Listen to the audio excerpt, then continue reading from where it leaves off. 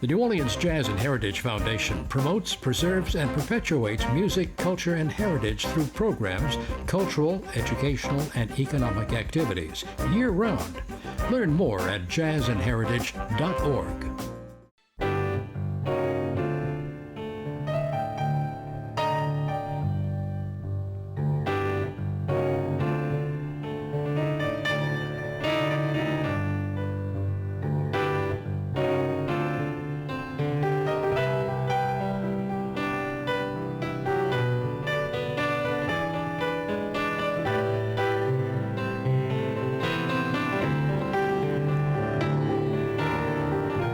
I'm Peggy Scott Laborde, and welcome to Steppin Out with updates from the local restaurant, arts, and entertainment scenes. Joining me, Poppy Tooker, host of Louisiana Eats on WWNO Radio. She's sparkling. She's sparkling. Yay. Alfred Richard, movie critic for WWL TV and a sparkling personality. Well, right? thank you very much. And also, of course, Alan Smason. He sparkles.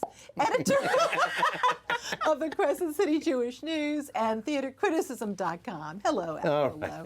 Poppy, we recently had some good news for a classic culinary treat. Well, what a year 2022 has been in so many ways for the culinary community. But I think the biggest triumph was the return of Hubig's pies. I simply couldn't get over it when I got up the day of the Poor Boy Fest and Kathleen Ramsey had sent me a press release and said, "We're going to be there, Poppy, come on." And oh my goodness, there it is. They're still hard to find, but they're as delicious as they ever were. So that's looking back at this year that was. Looking forward, 2023 is going to be one of the most exciting food years to be had in New Orleans. And we're going to kick it off right on January 6th. January 6th would be Leah Chase's 100th birthday. Oh, wow. So happy birthday to my darling Leah.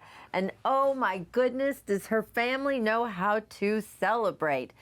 They're going to celebrate 2023 with a TV show, a brand new PBS series that's produced here at WYES, and it's going to start airing, I think maybe in April, in the spring. We have a clip I can't wait to watch.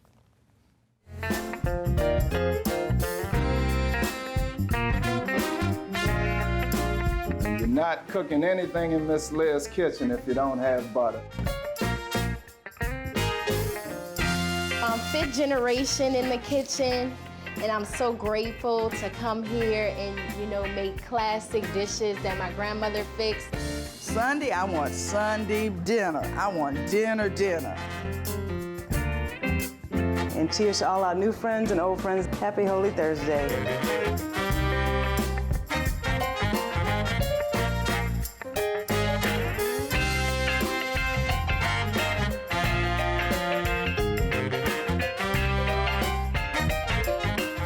How exciting is that, huh? There is Leah's legacy on full display. And if you missed my Louisiana Eats episode on December 17th, it was all the Grands, and it was the fourth generation of the Brennan family, all together in one Louisiana Eats episode. Now, those Chases, they know how to celebrate, and they are going to celebrate Leah's centennial at what they're calling the Queen's Bouzin. Now, Bouzin is a special Creole word that means a knockdown, drag-out party.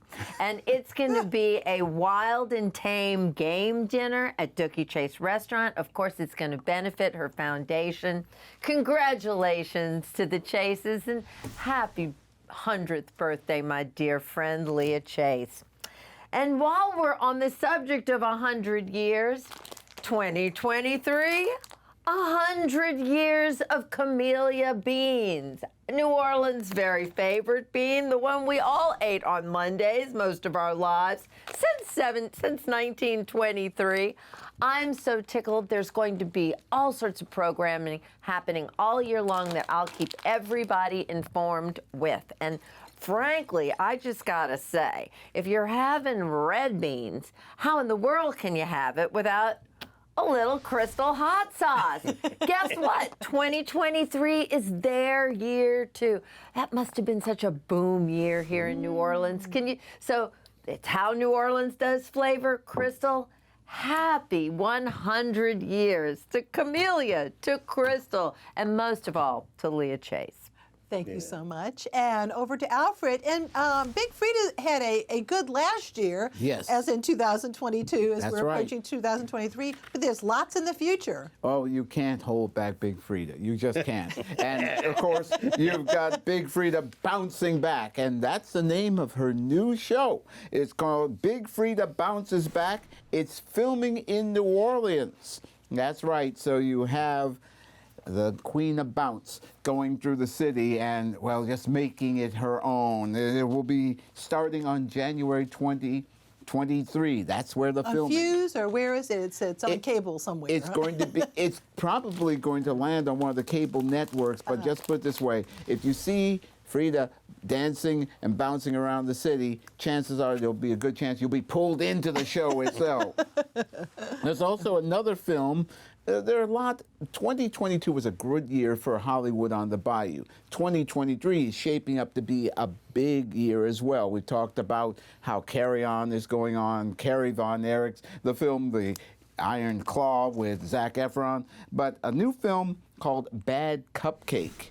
Now this now you would think, okay, if you had a bad cupcake, you may not want to make a film about it. But this one here, it's filming in New Orleans. It's based on a novel, actually. And the first day of filming reportedly is on February 1st. My sources tell me that it looks like it's going to be a star-studded event. The casting is still being picked as of this time of taping. But Bad Cupcake looks like another one of those films that will be in Hollywood on the Bayou 2023, a continuation. And, of course, you can't go through the year without another, yes, another National Treasure film. Yeah, now, this one, of course, the first National Treasure one was dealing with one of our great performers and such, but this one brings out Catherine Zeta-Jones. Ooh, It's a continuation of the film series that brought Nicolas Cage to New Orleans and having him chase down fortunes and treasures in our nation's capital. Catherine Zeta-Jones follows up on this. This one is available. It's called National Treasure: Edge of History. It is going to be on Disney Plus. So the Disney Plus group continues on with that. So you got a lot of productions that are going on here. I've got a lot of work to do. I'm getting tired. How many different movies were you in last year? Holy 2022. In 2022, I was in The Iron Claw. I was in The Interview with the Vampire. I'm in the series that will start up in January. In a few weeks from now, it's The Mayfair Witches, another Anne Rice film. And the outfit that they put me in, one was sweet and one was kind of saucy, shall we say. And I've also been in Carry On films. And all I can say is that it's just a lot of different things that are coming on. There are a lot of opportunities out there, and I'm glad that somebody, but a good number of them, Peggy, they want me to play a role that's really difficult for me. They want me to be a news reporter. Oh, Alfred, tough. can That's I have tough. your autograph? You're reaching. I need his autograph. The last All time right, someone Alfred, asked for it, it was on a thank check. But okay, yes. Thank you so Poppy. much. Moving over to Alan. Alan, what a year. Well, I'm going to go through all the history of what we've experienced. And again, I don't mean to leave anything out. I mean, at the last minute, I said, oh, gee, I forgot about Holiday Inn. But anyway, the national tour of Hadestown by Anais Mitchell, that reached the place of its musical heart back last January when it came to New Orleans. And again, the opening night at the Sanger, unbelievably, the show was shut down for COVID in New York. So the only place where Hadestown played on the opening night at the Sanger was in New Orleans, where, again, the music was based. And oddly enough, like I say, Hadestown played, and you were there, Peggy, to a wonderfully receptive audience. It was just a beautiful theatrical experience. Now, among local productions this year, we would be remiss if we did not go over some of the ones, including the groundbreaking Cabaret at Rivertown Theaters, directed by Bryce Slocum and starring Jake Wynn Wilson there, as you can see, as the MC. Also, the first Sally Bowles of color seen in New Orleans in the form of Chloe Marie. And then, of course, in February for Black History Month, we had Tommy Myrick directing a tribute to the Tuskegee Airmen titled Fly. It was very well acted and directed, and although I would have liked her to play the national anthem at the beginning of the piece in addition to Lift Every Voice, which was appropriate, I thought. Meanwhile, JPAS followed up with Enrico Canella and Sarah Richeron Desaulniers' Shrek, and Fiona there. You can see Fiona on the left in the Janine Tesori musical Shrek. And then, of course, over at Rivertown, Ricky Graham reprised his role as the old man in chair in The Drowsy Chaperone. He had done that like a decade before with a great ensemble cast this time, including director Gary Rucker, who played Alfredo, and of course Bryce Slocum, and Mandy Mueller, and Chrissy Bowen in the title role. So there's some of what you saw. Also, Rachel Looney, remember that name, a wonderful, scintillating voice as Cinderella, along with Maria Hefty there on the right, who also had some beautiful vocal work to accompany. And then Jake Wynn Wilson was the prince in that one. We finally got to see, aside from Cinderella, Mean Girls for the first time at the national tour at the Sanger. Of course, we were not supposed to see it that year. We were supposed to see it the year before, but when we were in that shutdown, we weren't able to do it. I actually like this cast better than the one I saw in New York at the August Wilson Theater back in 2018. The NOLA Project, meanwhile, continued to do excellent work, and the Sydney and Waldo Bestoff Sculpture Garden with Treasure Island performances that they did that were written by James Bartell and Alex Martinez-Wallace. By far and away, the most innovative and beautiful piece, not seen by many, unfortunately, was Summer Lyrics Bandstand. This was the best show of the season as far as I was concerned during the summer. A wonderful chance for Diane Lala to show off her skills, too. Last summer also brought Hamilton back again to the Crescent City. It did not break the record it had previously had, but the Sanger did well enough that it may return yet again for a third time. Now, also a new professional theater company, the Crescent City Stage. They set up shop at Loyola University's Marquette Theater, and they presented Pantomime, a Robinson Crusoe in reverse, if you will, that was very challenging and provocative. Clearly one of the best dramatic pieces of the past year. And again, at the Sanger again, Broadway royalty came in the form of Adam Pascal in the role of Edward Lewis. Think Richard Gere, if you will, in the national tour of Pretty Woman, along with Olivia Valli there in the role of Vivian Ward, think Julia Roberts.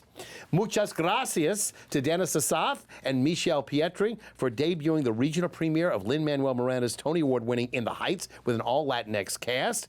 And then, of course, Goat in the Road Productions came up with a very innovative and immersive production of The Family Line at the Beauregard Kai's house. The ensemble did a fabulous job. And by the way, this has been extended into 2023, telling the story of the 1892 citywide strike in New Orleans. It's been extended with the help of a Sherry Marina grant to help defray the expenses. More recently, The Lion King returned for the first time in more than a decade to New Orleans and played to pack houses. Julie Taymor's inventive costuming and puppetry, of course, still amaze everyone. And the Sanger was the royal residence recently for Six, as the six wives of Henry VIII debated which queen had the worst royal reign, as they were divorced, beheaded, died, divorced, beheaded, and survived in a short 75 minutes to enthusiastic, mostly younger audiences. We also need to talk about transitions. Peggy, the biggest one, of course, was the demise of Southern Rep.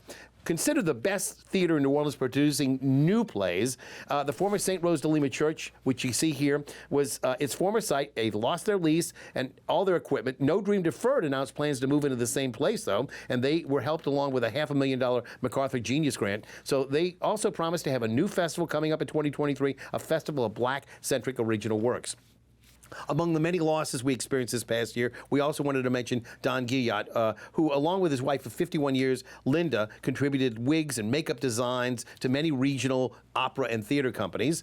Another kind of departure was that of Maxwell Williams, the innovative artistic director from Le Petit, who brought us A Gentleman's Guide to Love and Murder and Something Rotten among his many productions. He's now in a new position at the National World War II Museum and is very happy.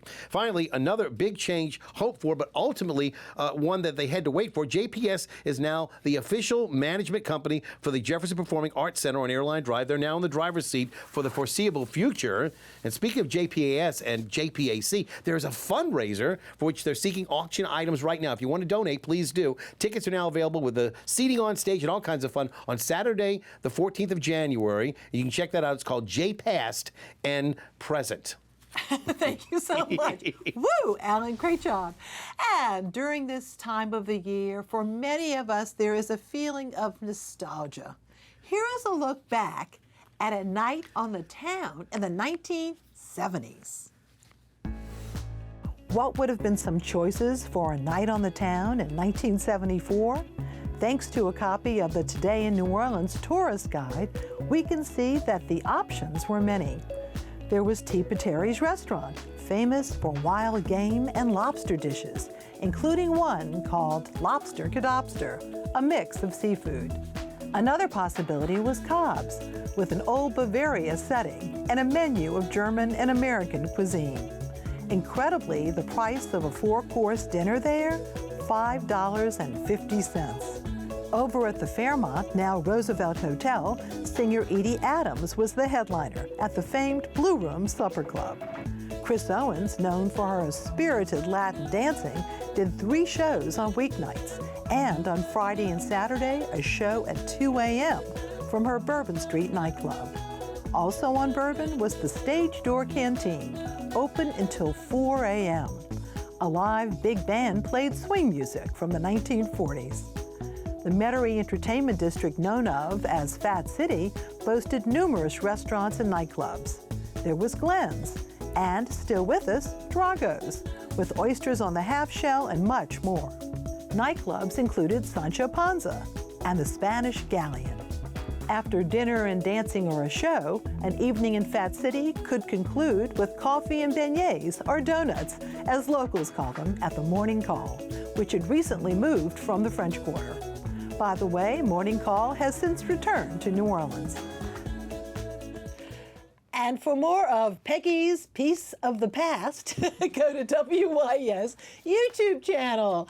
Topics include one on rare photos of Orleanians in the late 19th century, the St. Charles Hotel, and Pontchartrain Beach, to name a few. And now, Poppy, we want to hear about what would you do in a night on the town? Well, in the 1970s, Peggy, you have to remember, I was a very bad Ursuline girl. So, they used to let us drink in our uniforms at Friar Tuck's across the street. There was Opus on the corner. There was some wild places. But anyway, yeah, the 70s. I was there, and so was my husband, Kenny Tobin. All right. Alfred. Well, considering I went to Holy Cross from 73 to 79, in that part of the 70s, there's no way that my mom and dad would let me out at that time. But I would be able to go to the Napoleon Theater on Napoleon Avenue and watch films there and such, of course, getting my love of movies going. But I still remember one of my memories from that time, K&B on Napoleon Avenue used to have a lunch counter, and this is well after desegregation and such, and before the rise of McDonald's and Burger King, and my dad and mom would say, well, you can get a hamburger here at the lunch counter. So I get a K&B burger. There was also a Royal Castle on Britannia and Louisiana Avenue, and that's where I would go and get one of those things. And I still remember my mom saying, go over to K&B and get some of that dietetic ice cream. That's how they described it. It was only one flavor, vanilla. That's it. Well, they used to make their own ice cream. They made their own ice cream. Where the Contemporary Art Center is today. My favorite flavor was chocolate almond. I can still taste it now. Frozen cream cheese for me. Alan. Well, I never did really like the frozen cream cheese there or Gold Seal, I'm sorry to say. But that's anyway. Just me. I have to say, back, I was about 20 years old back in 74, Peggy. I know you and I are about the same age. So, I used to hang out like at the Boot when they just moved to the new headquarters. They used to be on Zipple Street. They just moved a couple of blocks up to where they are now, still on Broadway in Zipple. And that was like sort of a big hangout. I'm trying to remember, again, back then the drinking age was 18, so you could get away with going to some of the places down the quarter and stuff like 12, that. I don't want to go there. I'll get people in trouble. Did you ever go to Fat City? I never really hung out at Fat City. My uncle Irvin Smith loved to hang out at Fat City because he had his business out there. But no, I never really hung too much there.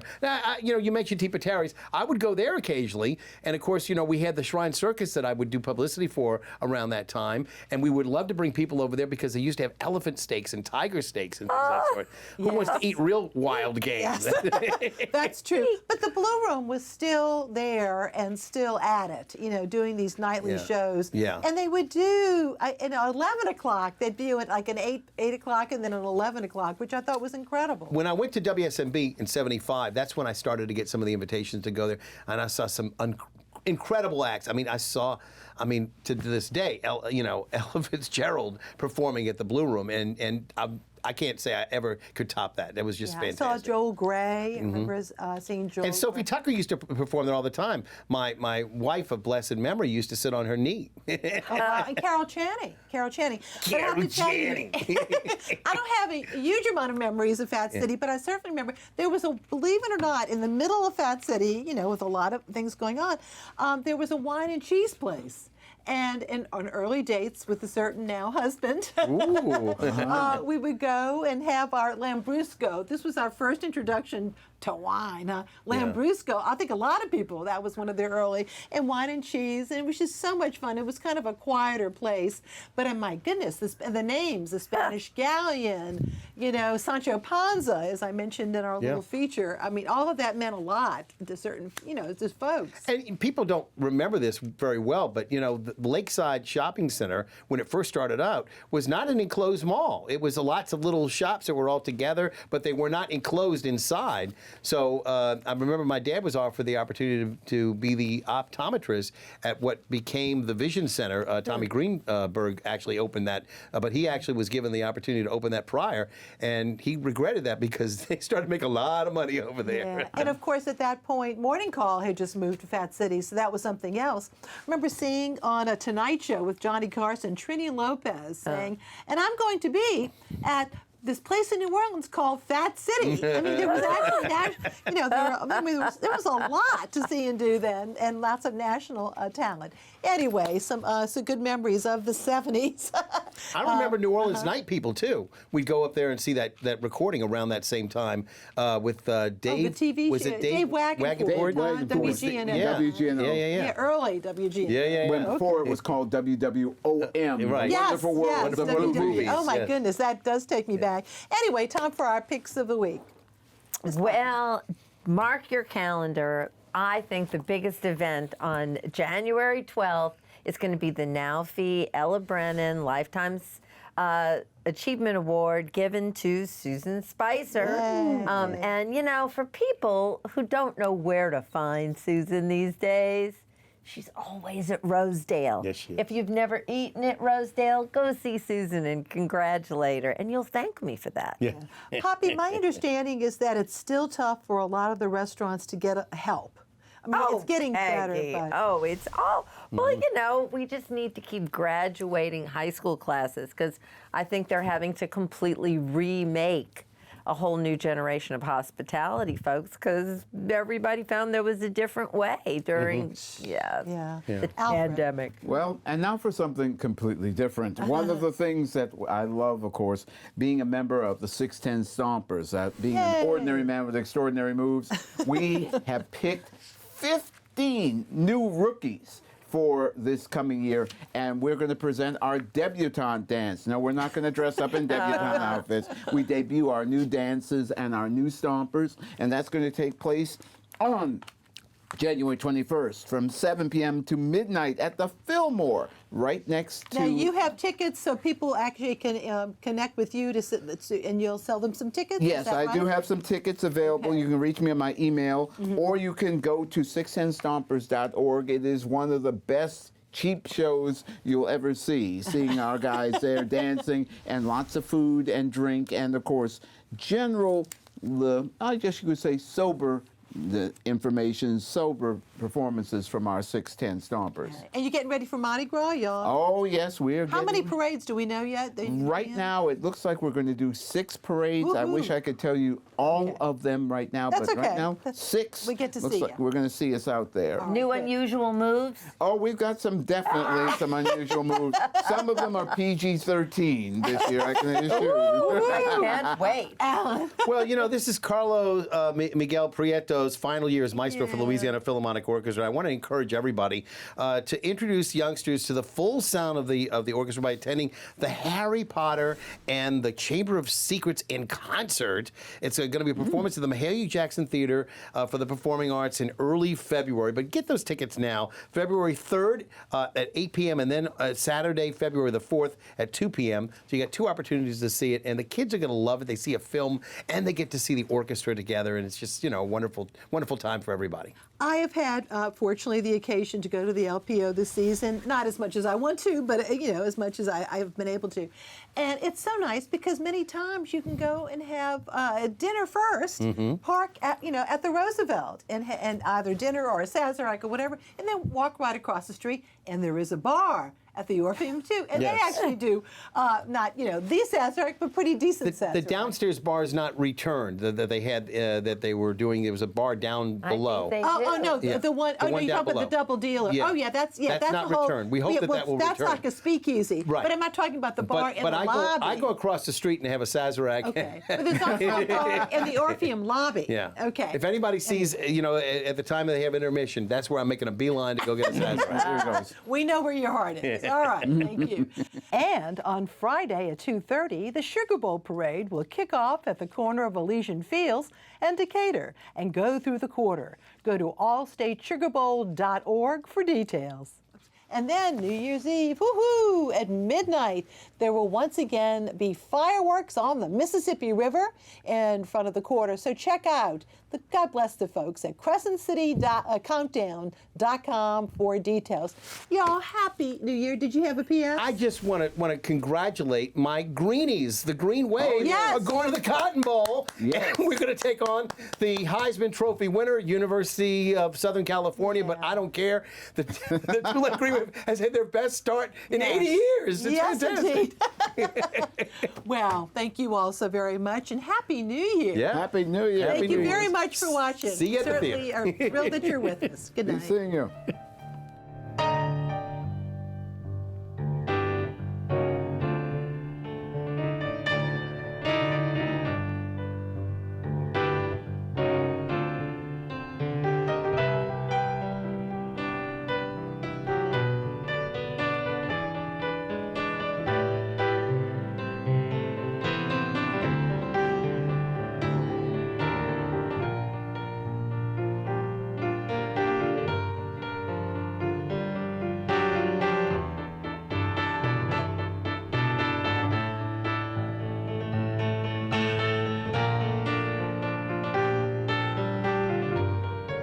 The New Orleans Jazz and Heritage Foundation promotes, preserves, and perpetuates music, culture, and heritage through programs, cultural, educational, and economic activities year-round. Learn more at jazzandheritage.org.